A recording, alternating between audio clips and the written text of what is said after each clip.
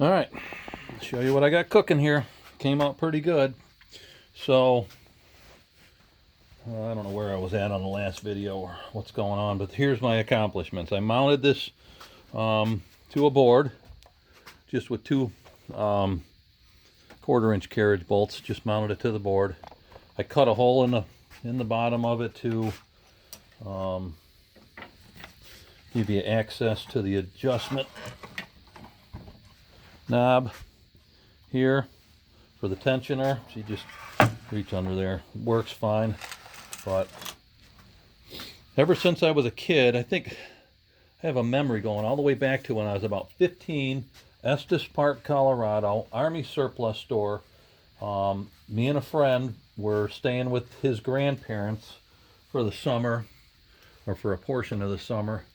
And Estes Park was kind of a cool strip back then. This had to have been 82, 81.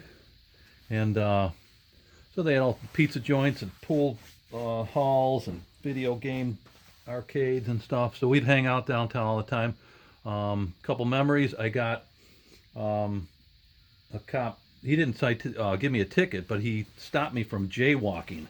I was like, what is jaywalking? I was 14, 15 years old. I had no idea. But anyway, I met a lady at the Army surplus store, and she gave me some tips on sharpening and my knife. And that was the beginning of this whole process of knife sharpening, tool sharpening. This is where I'm at today. Maybe I haven't gotten that far, but this is a 1x30 Harbor Freight little belt sander. Normally it stands up like this, and it's got a little table on here you can adjust. All that's for now is just sitting aside. What I did was I bought a couple of these guides for knife sharpening. You saw the video about that. So these things mount on here, gives you the right angle to do knife sharpening. So here's a beater knife I got. Let's see if I can do this real quick here. Leather belt. This is a strop. Man, it's a lot tighter than the sandpaper. So basically, you just put it around the two wheels, or the two idle wheels, or the one without the adjustment. Put that on there. It's already been centered, so you just pretty much fire it up and it runs through. What I do is the blade or the sandpaper's going away from me. That's kind of the way that I like to sharpen. You can, with one of the jigs, you're sharpening into that cut. I'm kind of uncomfortable with that. So anytime I can sharpen like this with the sandpaper going away from me, I'm good with that. If you look at this, when I sharpen this thing, what you're looking for when you sharpen is to get a burl, I guess, not a burl, a burr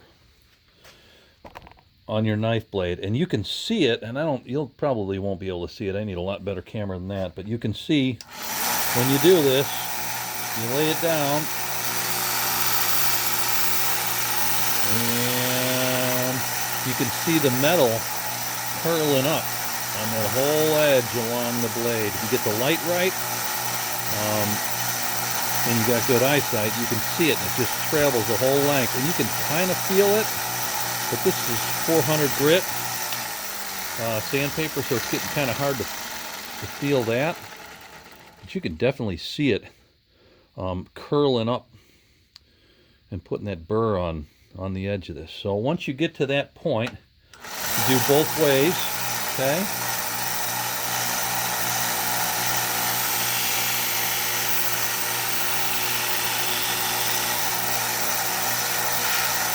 Now, with it like that, it's got a burr on it now, okay? So the metal's curled over. It's curled over this side, right? But watch this.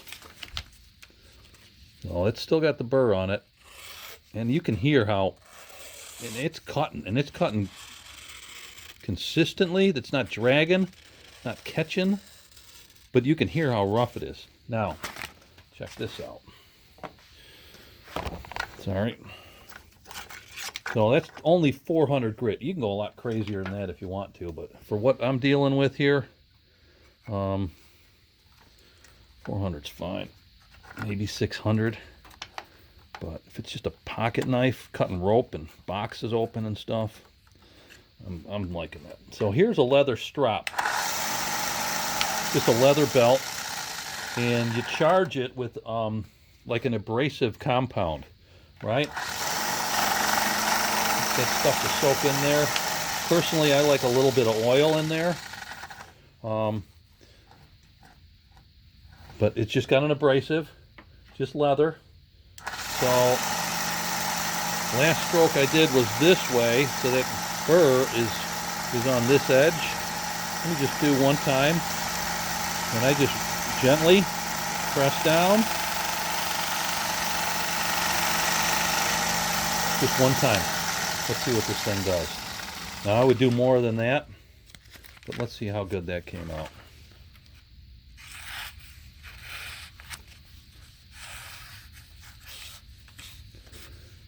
I mean, that's, now we'll do a couple more times.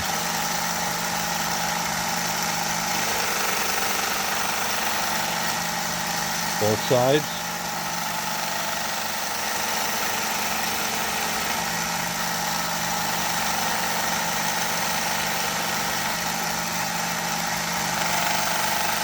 Be consistent. You take one this way, do one the other way. You do two, you do two. That's the way I've learned.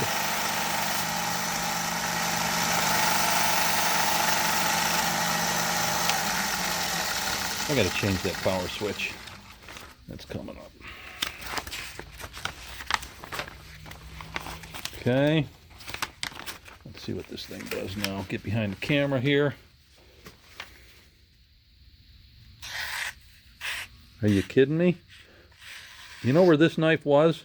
This is at the bottom of my knife drawer.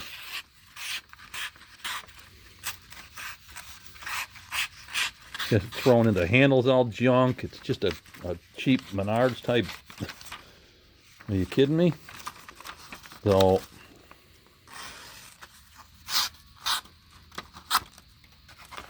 man.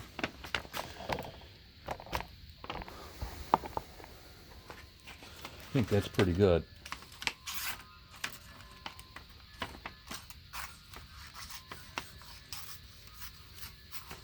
I give it a little bit of stability.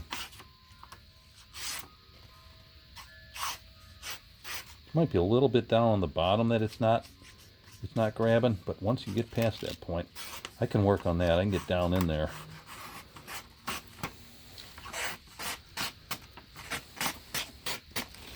Yeah, so not bad for a cheap Harbor Freight 1x30.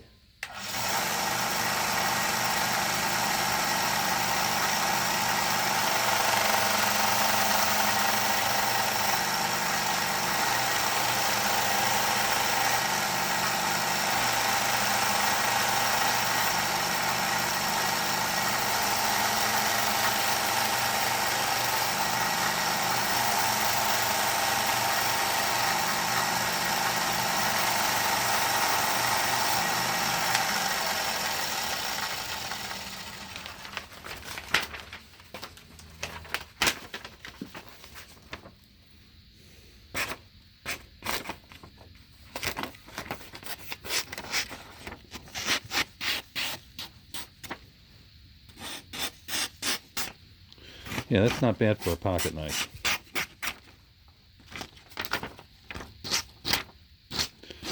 Can't get it, like some of these guys do that drop test. I don't think I'm there yet.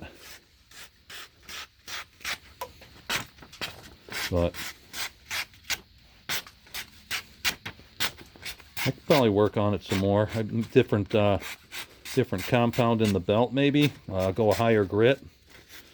Matter of fact, I'll try a higher grit. But anyway, that's where I'm at.